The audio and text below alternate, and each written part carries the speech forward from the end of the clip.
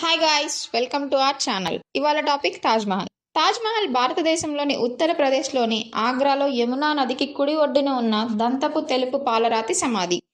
తాజ్మహల్ నిర్మాణం 1632లో ప్రారంభమైంది మరియు పూర్తి చేయడానికి సుమారు 20 సంవత్సరాలు పట్టింది.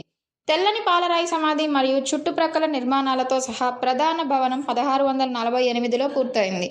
అయితే ల్యాండ్స్కేపింగ్ మరియు అదనపు భవనాలు 1653లో పూర్తయ్యాయి.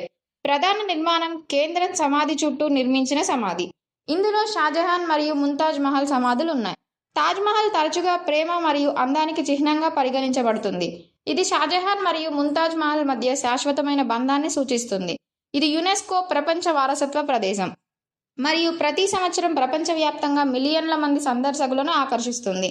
1666లో షాజహాన్ మరణించిన తర్వాత అతని కోరిక మేరకు తాజ్మహల్ సెంట్రల్ ఛాంబర్లో ముంతాజ్ మహల్తో పాటు ఖననం చేయబడ్డాడు.